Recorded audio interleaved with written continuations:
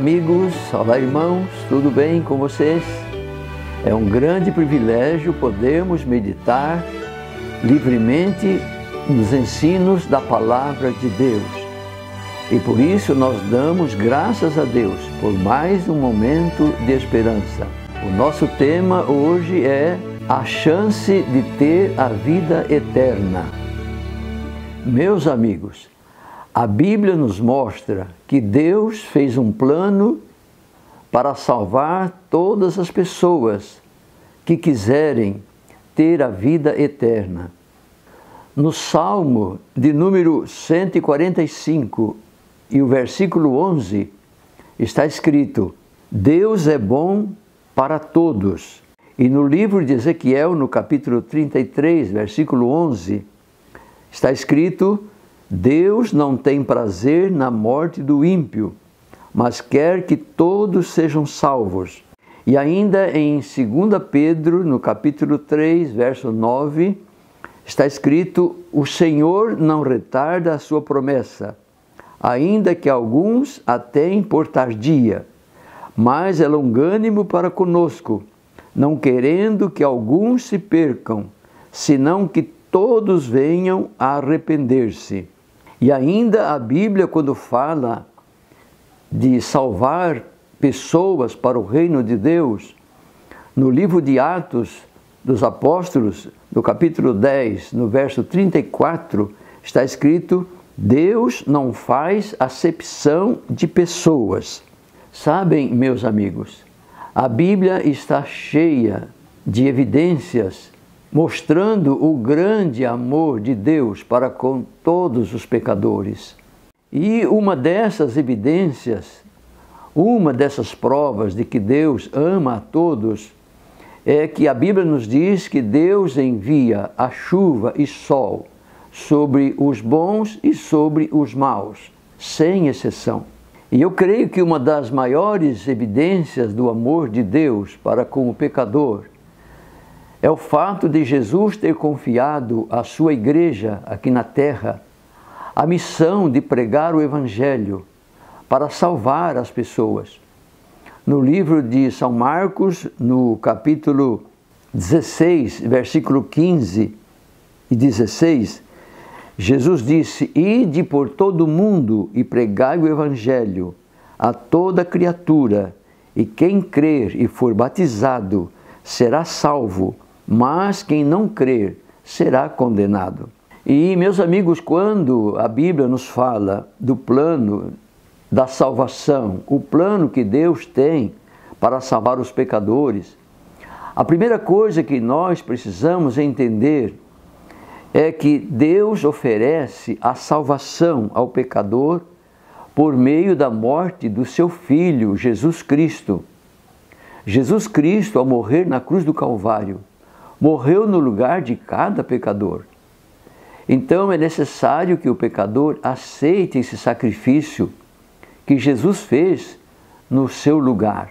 E em segundo lugar, nós precisamos entender que depois que Deus salva a pessoa, ou seja, quando a pessoa é salva, Deus agora dá a ela todas as instruções de como ela deve viver para ter uma nova vida. Em terceiro lugar, Deus concede para a pessoa salva o Espírito Santo. E a pessoa será orientada, será conduzida agora no caminho da verdade, no caminho da salvação, através do Espírito Santo. E por último, quando a pessoa aceita Jesus e ela é salva, Deus toma todas as providências necessárias.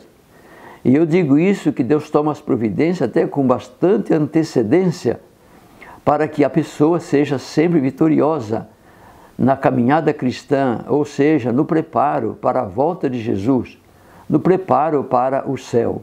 Agora eu quero que vocês notem o que Deus diz para a pessoa que é salva, ou que foi salva e recebeu o dom do Espírito Santo. Deus agora dá um conselho para esta pessoa. Esse conselho está na carta de Efésios, no capítulo 4, verso 30. Deus diz assim: E não entristeçais o Espírito Santo de Deus, no qual estáis selados para o dia da redenção. O dia da redenção, meus amigos, que fala neste verso, é o dia da volta de Jesus, quando Jesus vem para buscar todos os salvos e levá-los para morar no céu. Então, esse é o dia da redenção. Meus amigos e meus irmãos, eu quero que vocês percebam o quanto é importante receber, aceitar esse conselho de Deus para não entristecer o Espírito Santo. Porque é o Espírito Santo que transforma a vida da pessoa e prepara a pessoa para morar no céu. Então, o Espírito Santo, ele é entristecido quando a pessoa rejeita a salvação. Porque a salvação, ela é dada através do Espírito Santo. Conforme nós lemos ali no texto do apóstolo Paulo, o Espírito Santo é que nos sela para a salvação. Então, quando a pessoa rejeita os conselhos de Deus, quando a pessoa não faz a vontade de Deus, deixa de seguir o conselho da Bíblia, o Espírito Santo entristece. Por que ele entristece? Porque se a pessoa continuar desse jeito, ela vai perder a salvação. De acordo com a Bíblia, meus amigos, ninguém é salvo sem a atuação do Espírito Santo. O Espírito Santo é o agente divino responsável para fazer a transformação na vida da pessoa, ou, por que não dizer, no caráter da pessoa. A pessoa que é salva, agora ela começa a receber instruções de Deus, através do Espírito Santo, para refletir o caráter de Jesus. E ali no livro de Atos, no capítulo 1, no verso 8, nos diz que é somente através do Espírito Santo que é possível a pessoa testemunhar de Jesus. Enquanto Jesus não vem buscar os salvos, é através do Espírito Santo que nós vamos testemunhar de Jesus, especialmente agora nos últimos dias. Quando você percebe, quando nós percebemos que todas as coisas estão mudando, aquilo que era certo agora é errado, aquilo que era errado agora é certo. E isso é uma profecia dos últimos dias. Mas o povo de Deus, aqueles que são fiéis a Jesus, eles são sustentados pela palavra de Deus e ele ficará firme até o fim. E antes de terminar, eu quero dizer para vocês, meus amigos, que Deus não é pego de surpresa quanto às necessidades dos seus filhos aqui nessa terra. A Bíblia nos diz que Deus sabe, Deus vê, Deus pode tudo, todas as coisas, nada é difícil para Deus. Deus tem o controle do universo em suas mãos. E Deus sabe até quantos fios de cabelo nós temos na cabeça. Deus se preocupa até com a morte de um passarinho, de um pardal. A Bíblia diz que um pardal não morre sem o consentimento de Deus.